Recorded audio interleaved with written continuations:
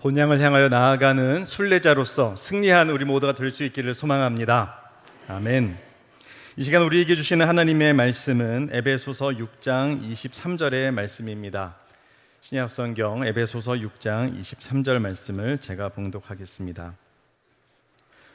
아버지 하나님과 주 예수 그리스도께로부터 평안과 믿음을 겸한 사랑이 형제들에게 있을지어다. 아멘. 벌써 2023년도가 다 지나가 버렸습니다. 이제는 정리해야 될 시간입니다. 그 시간마저도 얼마 남지 않았죠. 지나온 한 해를 어떤 기준으로 정리를 하면 좋을까요? 무엇을 이루었고 무엇을 이루지 못했는가? 그 잣대를 어디에 두어야 할까요? 저는 그것이 다름 아닌 시작할 때의 초심이어야 한다라고 말씀드리고 싶습니다. 올 초에 여러분은 어떤 마음으로 한 해를 시작하셨습니까? 그 결심들이 얼마만큼 유지되고 또 실천되고 있었는지 이 기준으로 한 해를 보면 될 거라는 거죠. 그렇게 하시면 우리가 내년을 향하여서 어떤 계획을 세울지를 가늠할 수 있을 겁니다.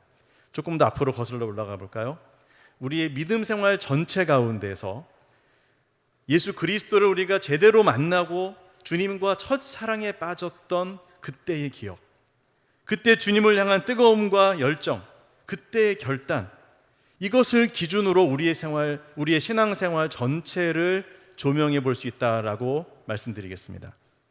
그렇게 하면 어떤 유익이 있습니까? 기준점이 생기는 거죠. 내가 믿음 생활을 제대로 하고 있는지 못하고 있는지.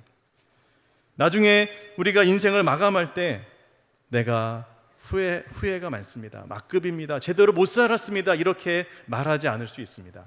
처음 초심에서의 기준, 이 기준으로 보라는 겁니다.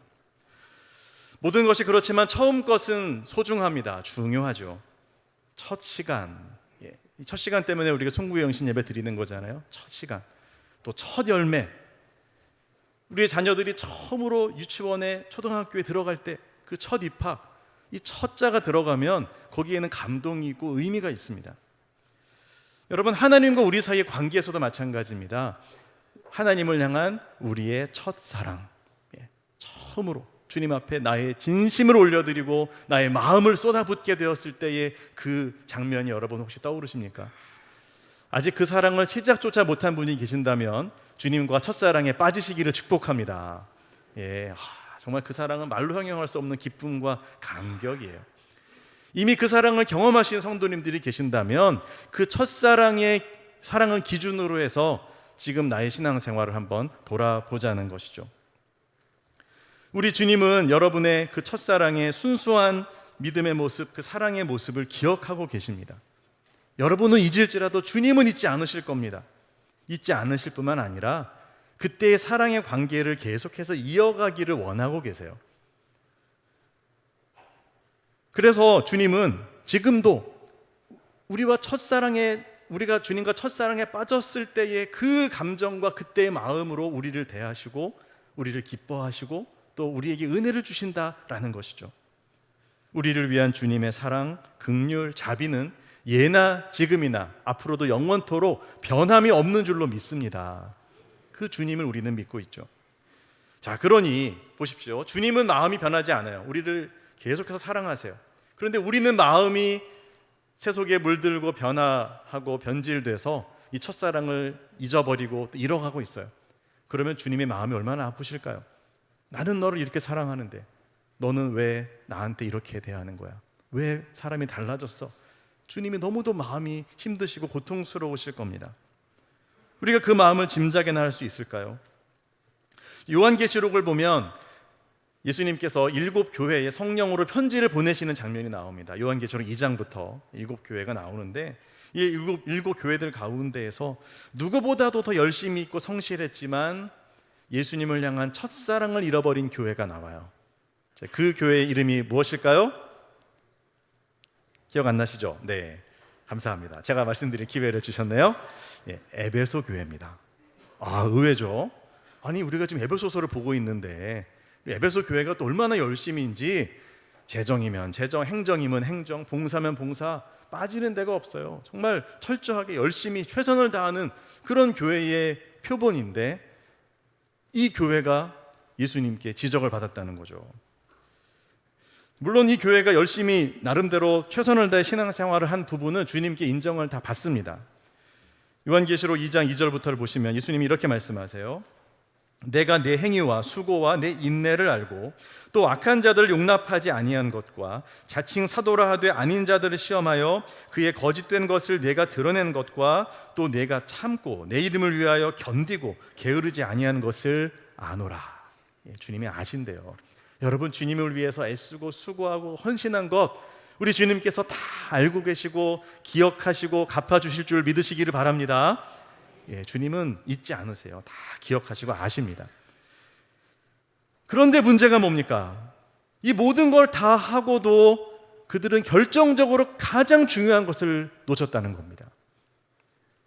우리가 천사의 말을 하고 무슨 놀라운 은혜를 입고 또 많은 일들을 봉사하고 내 목숨을 죽는 데까지 내어준다 할지라도 사랑이 없으면 아무것도 아니라 그랬잖아요. 울리는 꽹과리가 된다 그랬잖아요.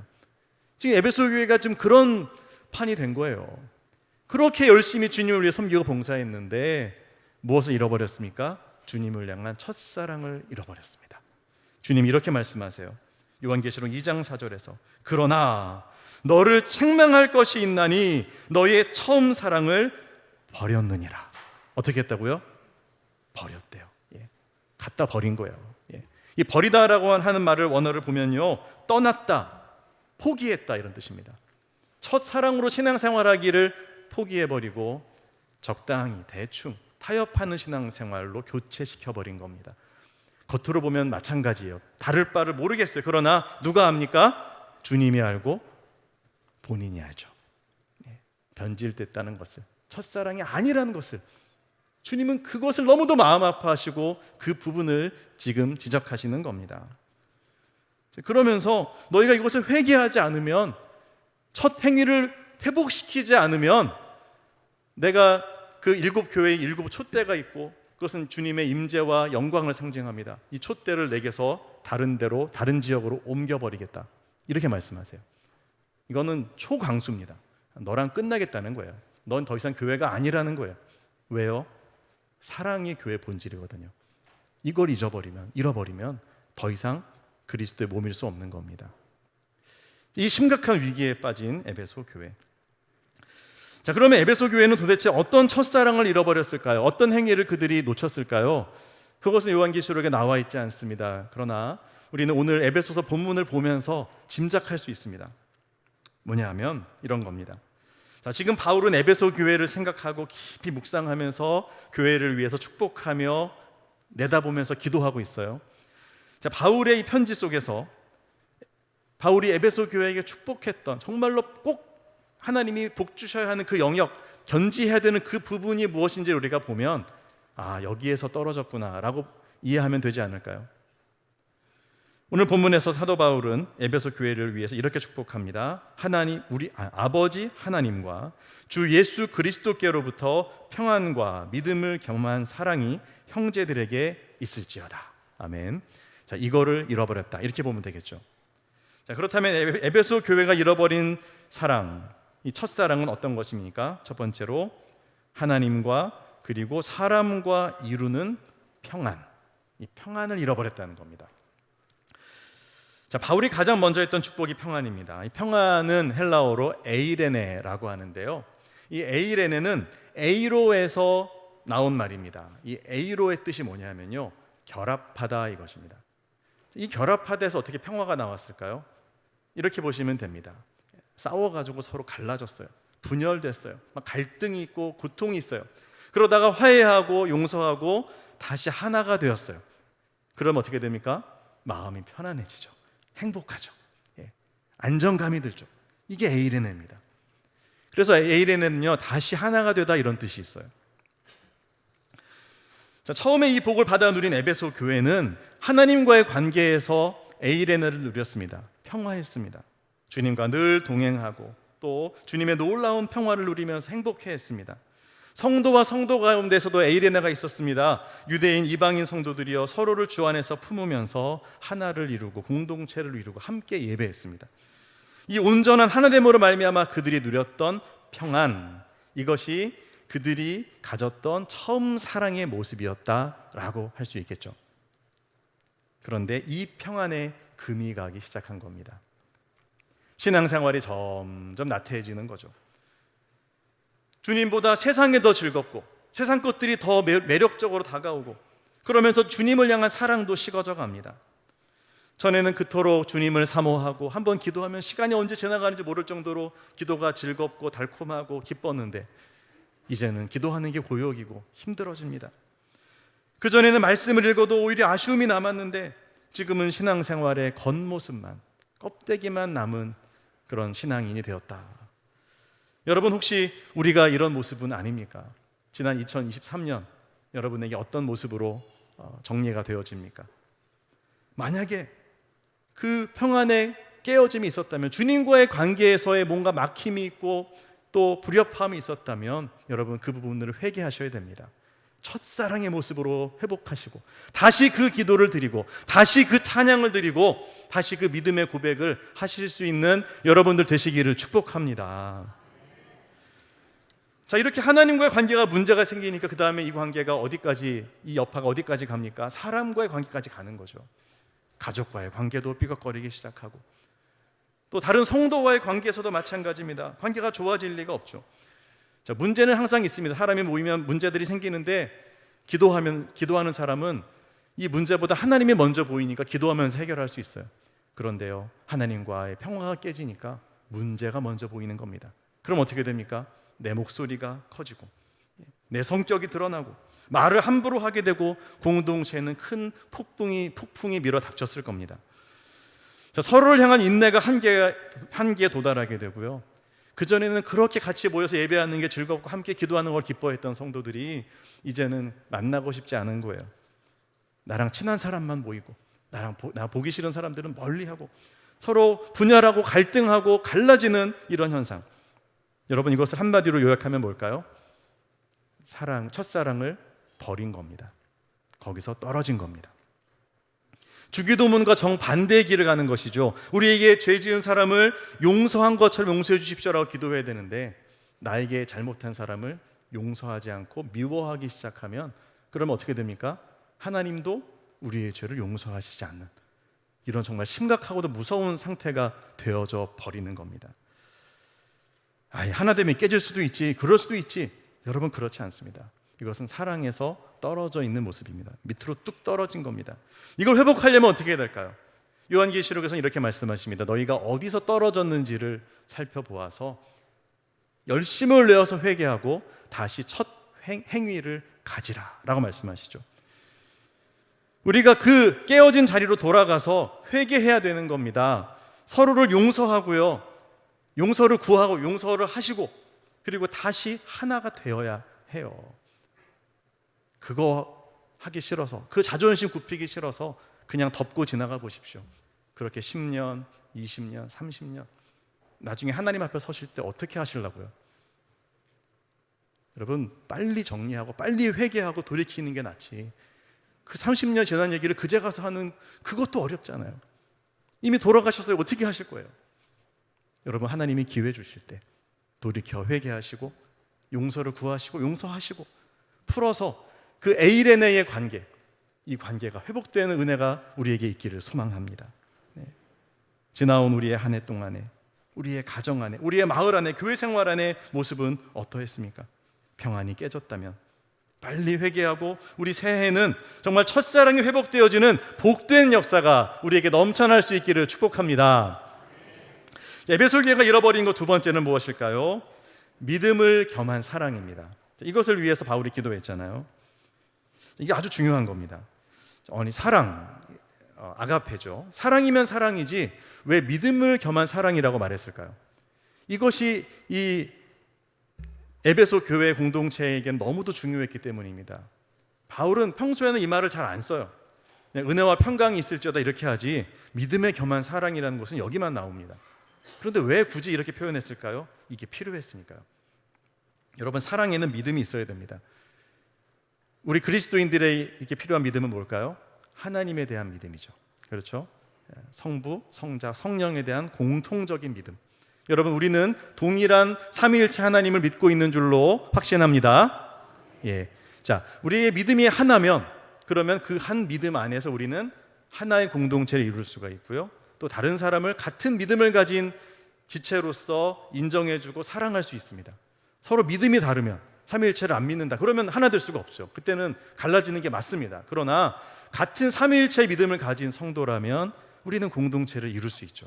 그리고 나와 다른 사람과도 하나를 이루고 사랑할 수 있습니다. 자, 에베소 교회 안에 있던 그룹들이 크게 두 그룹으로 나눌 수 있습니다. 유대인과 이방인 출신의 기독교인입니다. 자, 이 유대인 출신과 이방인 출신이라는 것은 너무도 큰 차이를 말해주는데요. 마치 물과 기름으로 비유할 수 있습니다. 절대 섞일 수 없어요. 왜냐하면 유대인들은 어릴 때부터 철저하게 이 성경을 암송시키고 이 성경 말씀대로 살도록, 그리고 여기 먹으라는 거 먹고 먹지 말라는 거 먹지 안 먹고 가라는 가고 안 가고 모든 걸 다 이 말씀에 따라서 훈련을 받습니다. 이 아이 체질에 그냥 몸에 임 박일 정도까지 훈련을 받아요. 자, 그랬던 유대인이 이제 기독교인이 됐습니다. 자, 그 다음에 이방인 출신들은, 헬라 사람들은 어떻습니까? 예, 하나님이 아니라 이방신을 섬겼고 또 진짜 자유인으로 막 방탕하게 자기 하고 싶은 대로 하며 살다가 예수님을 믿고 교회 안으로 들어왔어요. 이 두 그룹이 같이 만날 때 어떤 일이 예상됩니까? 음식 먹을 때부터 방식이 다르고요, 먹는 음식이 다르고요, 뭐 부딪히는 게 한두 가지가 아니에요. 말하는 스타일도 다르고요, 똑같은 헬라어를 써도 이해하는 정도가 다르고요, 쓰는 용어가 다르고 뭐 큰 충돌이 예상이 되죠. 이렇게 너무도 다른 두 그룹이 예수 그리스도 안에서 하나가 되려면 뭐가 필요합니까? 그냥 사랑으로는 안 되는 거예요. 믿음에 겸한 사랑, 믿음을 겸한 사랑. 하나님을 똑같이 믿고 신뢰할 때 서로를 인정해주고 품을 수 있습니다. 자, 또 한 가지의 믿음은 어떤 믿음입니까? 바로 하나님에 대한 동일한 신뢰의 눈을 가지고 상대방을 바라보는 믿음입니다. 이해되세요? 자, 하나님을 똑같이 믿어요. 같은 하나님을 믿는 것은 아까 말씀드렸고요. 자, 이 하나님을 동일하게 믿는 믿음을 가지고 누구를 보는 겁니까? 옆에 있는 나와 너무도 다른 성도를 바라보는 믿음입니다. 이 믿음은 어떤 믿음입니까? 하나님이 이 사람도 새롭게 하시고 변화시키시고 성장시키신다는 믿음이죠. 내가 바꾸는 게 아니고 하나님이 바꾸신다. 이거를 신뢰하는 믿음이 있으면 믿음에 겸한 사랑으로서 하나 될 수 있습니다. 서로의 단점만 보고 이 사람하고는 끝이야 라고 선을 긋지 않고 하나님이 변화시킬 것을 기대하면서 인내하고 기다려줄 수 있는 사랑입니다. 우리가 이해하라는 말을 좀 쉽게 하죠. 야, 그냥 그 사람 이해해. 그냥 네가 그냥 봐줘. 어떻게 사람마다 다 네 마음에 다 들 수 있니? 우리 자신도 마음에 안 들 때가 많은데 그냥 이해해. 말은 쉽죠. 여러분, 이해하는 게 쉽습니까? 이렇게 말하면, 이해하라 그러면 사람들이 이렇게 대답을 할 겁니다. 아니, 내가 이해를 안 하겠다는 게 아니라 내가 무슨 뭐 완벽한 사람을 요구하는데 그거 아니잖아. 나는 상식적으로 얘기하는 거야. 상식적으로. 그냥 교인이라면 이 정도는 해야지. 그리고 인간이라면 이렇게는 해야지. 그렇잖아. 당연한 거 아니야? 그런데 저 사람은 지금 이것도 안 되고 저것도 안 돼. 어떻게 내가 그 사람을 인정해 줄 수 있고 그 사람을 사랑할 수 있겠어? 라고 대답하는 겁니다. 물론 일리가 있는 말입니다. 누구나 다 자기의 기준들이 있죠. 상식선, 자기가 생각하는 윤리적인 기준이 있습니다. 근데 문제는 뭡니까? 이 기준점이 사람마다 조금씩 다릅니다. 그러다 보니까 내 기준과 저 사람의 기준이 다르고, 또 어떤 문제가 있습니까? 입장 따라 다릅니다. 그렇죠? 똑같은 기준을 가지고 있어도 입장에 따라서 며느리 입장 다르고 시어머니 입장 다르고, 그 며느리가 시어머니 때문에 나중에 똑같고 이러면서 계속 입장이 바뀌면서 이게 뭐 복잡해집니다. 이런 입장의 차이 때문에 이 기준선이 달라지죠. 자, 그러다 보니까, 그런데도 사람들은 자기 기준이 제일 옳다고 생각합니다. 그러면서 어떻게 반응을 합니까? 내 눈에 있는 대들보는 못 보는 겁니다. 이게 진짜 대들보인데 내 기준으로 볼 때는 그냥 괜찮은 거예요. 지나갈 수 있어요. 근데 다른 사람 눈에 있는 잘못은 맞아요. 그런데 사실은 티끌이에요. 근데 내가 볼 때는 저 잘못이 아주 커 보이는 거죠. 그래서 그거를 막 지적하는 겁니다. 예수님이 하신 말씀이잖아요. 자, 내가 생각한 상식의 선을 사람들이 자꾸 넘어가는 겁니다. 그래도요 우리는 관대하죠. 나는 관대하다. 처음에 화내는 사람 별로 없습니다. 참아줍니다. 몇 번 참습니까? 선을 완전히 넘어갔다. 몇 번 참아줄 수 있습니까? 원, 투, 하나, 둘, 셋, 3세판 끝. 저 사람은 내 얼굴 안 봐 이제. 뭐 이렇게 할 수도 있고, 또 좀 더 여유가 있는 사람은 5번까지. 10번 되면 그래도 참으시겠습니까? 자, 이 기준선을 넘어갈 때 문제가 생깁니다. 사람이 인내가 한계가 있잖아요. 계속 선을 넘으면 결국은 실망하고 나중에는요 사랑의 관계가 뭐고 이제 다 포기하고 싶어질 때가 옵니다.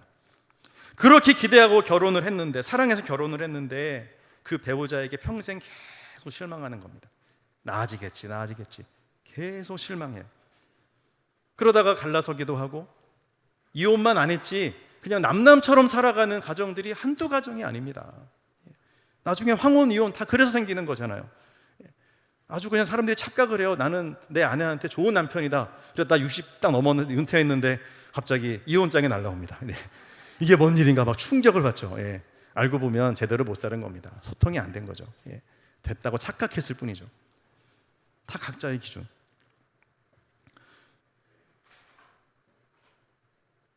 사랑했던 자녀에게 실망을 하고 마음을 접습니다. 평생 믿었던 부모에게 실망하고 연락조차 하지 않는 자식들이 있습니다. 믿었던 교회에게 실망을 합니다. 마음을 주었던 성도에게 배신을 당합니다. 목회자에게 실망하여 돌아서 버립니다. 아예 믿음 생활을 떠나버리기도 합니다. 그리고는 생각합니다. 이 모든 책임은 다 저 사람에게 있다고요. 저 사람이 상식의 금을 밟고 넘어갔다. 그릇되이 말하고 행동했기 때문에 나는 저 사람에게 믿음을 줄 수 없고 나는 더 이상 그를 사랑할 수 없다고 말이죠. 이런 이유 때문에 이 처음의 사랑의 관계로 회복되는 것은 무척이나 어렵습니다. 아니, 하고 싶지도 않습니다. 실망이 너무도 크고, 그리고 마음에 미움과 원망이 생겼기 때문이죠. 그 믿지 못할 사람에게 이 정도로 참아주는 것만으로도 나에게는 정말 대단한 일이 되는 겁니다. 여러분, 이처럼 계속 실망을 주는 사람, 그런 사람을 믿음에 겸한 사랑으로 품어준다. 이건 사실은 거의 불가능에 가까운 일이 될 수 있습니다. 하지만 여러분, 그거 아십니까? 그 부족한 사람인데도 불구하고 하나님은 그 사람을 아직도 사랑하시고요, 그에 대한 기대를 저버리지 않고 있다는 사실입니다. 그리고 그를 변화시키고 계시는 중입니다. 우리는 지금이 완성품이라고 생각하지만 아닙니다. 하나님은 그를 아직도 ING입니다. 변화시키고 연단하고 훈련시키고 있는 중이다. 우리는 중간 과정을 잠깐 본 것뿐이죠. 우리는 그 하나님을 신뢰하고 믿는다면 그 사람은 못 믿어도 그 사람을 변화시키고 계시는 하나님은 믿을 수 있고, 그 하나님을 믿음으로 그 사람에게 사랑을 보여줄 수 있지는 않을까요? 우리 예수님은 그토록 호언장담하다가 3번이나 주님을 부인했던 베드로를 찾아가시고 그에게 다시 기회를 주시잖아요. 내가 나를 사랑하니 하시면서. 그리고는 사랑한다고 하니까요, 내 양을 쳐라, 내 양을 먹여라. 주님의 그 소중한 양을 이 믿지 못할 베드로에게 맡기시는 것은 도대체 뭡니까? 그를 믿어주신다는 거죠. 주님은 그렇게 우리를 대해주십니다. 교회를 박해하던 사울을 불러내어서 세계 선교의 1등 공신이 되게 하시는 것도 주님이시고요, 아버지의 재산을 들고 가서 허랑방탕하고 다 까먹어버리고 망하고 빈털터리로 돌아온 그 탕자 아들을 끝까지 기다려주고, 돌아오자 내 아들이 살아 돌아왔다고 끌어안으면서 아들의 지위를 회복시켜주는 아버지의 마음, 이것이 우리를 향한 하나님의 이 믿음을 겸한 사랑 아닙니까? 여러분, 이 사랑이 우리에게 부어지기 때문에 우리가 여기까지 올 수 있었던 거 맞잖아요. 하나님이 우리를 못 믿겠다고 하시면 우리가 어디에 서겠습니까? 그래도 또 믿어주시니까 이렇게 주의 사역을 감당하고 성도로 살아가고 믿음을 지켜나가는 것이죠. 이처럼 죄인을 변화시키시는 하나님의 선한 능력, 여러분 그 하나님의 능력을 믿으시기를 바랍니다. 그리고 그 선한 능력을 믿음으로 말미암아, 하나님을 신뢰함으로 말미암아 믿음에 겸한 사랑을 우리는 할 수 있다라는 것을 기억해야 됩니다. 여러분, 그렇다면 그 하나님을 믿는다면 우리는 뭘 해야 될까요? 내가 그러면 이제부터 저 사람을 개조시키리라 하면서 일로 와봐 해가지고 아내가 남편을 개조시키듯이 이렇게 계속해서 막 지적하고 하면 개조가 됩니까? 아니요. 그렇게 해서 되는 문제는 아니죠. 그럼 어떻게 해야 될까요? 믿음을 겸한 사랑을 가지고 기도하셔야 됩니다. 하나님이 그를 변화시키실 때까지. 그 영혼을 위해서 기도할 소망과 또한 그 기대감을 가지고서 간구하는 겁니다.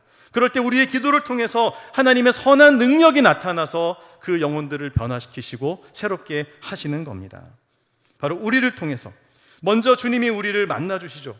우리를 먼저 변화시키십니다. 우리가 주님을 알기 전부터 주님은 우리를 아셨고 우리를 위해 십자가를 지셨습니다. 우리가 회개하면 주님의 이름을 부르면 즉시 손잡아 일으켜주시고 우리를 온전하게 변화시키시는, 우리를 믿어주시는 그 믿음의 겸한 사랑으로 우리를 위로하시는 하나님의 그 손길이, 그 선한 능력이 우리를 일으켜 세우셔서는 우리로 하여금 다른 사람을 위해 기도하게 하시고 또 그들을 변화시키는 축복의 통로로 우리를 쓰시는 겁니다. 우리를 통해 하나님과 또 예수 그리스도로부터 오는 평안과 믿음의 겸한 사랑이 경험되어지도록 하시고, 그렇게 해서 우리의 공동체가 첫사랑으로 회복되게 하시는 것이 하나님의 역사하심이라는 사실을 여러분 믿으시기를 바랍니다. 그러므로 우리가 할 일은 갈라지고 얼굴 안 보고 다른 교회로 옮기는 게 능사가 아닌 거예요. 다른 교회 가면 뭐 다릅니까? 거기도 또 비슷한 사람도 또 있어요. 하나님은 우리를 위해서 다 준비시켜 놨습니다. 저 사람만 없으면 되겠다. 아니요, 그 사람 없으면 더한 사람이 올 겁니다. 왜요? 그 사람이 있을 때 우리가 훈련을 못 받았으니까 하나님이 더 센 걸로 준비하시죠. 여러분, 그렇게 해결될 문제가 아니라는 거예요. 본질적으로 주님과의 관계 속에서 하나님의 선한 능력을 의지할 때 우리는 어떻게 해야 됩니까?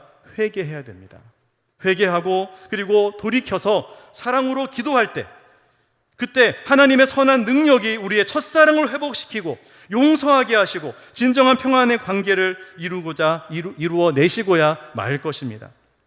하나님의 사랑의 선한 능력을 의지하여서 첫사랑을 회복하시고 또 승리하는 2024년을 맞이하는 여러분들 되시기를 축복합니다. 아버지 하나님과 주 예수 그리스도께로부터 평안과 믿음을 겸한 사랑이 여러분 한 분 한 분에게 넘치기를 우리 주 예수 그리스도의 이름으로 축복합니다.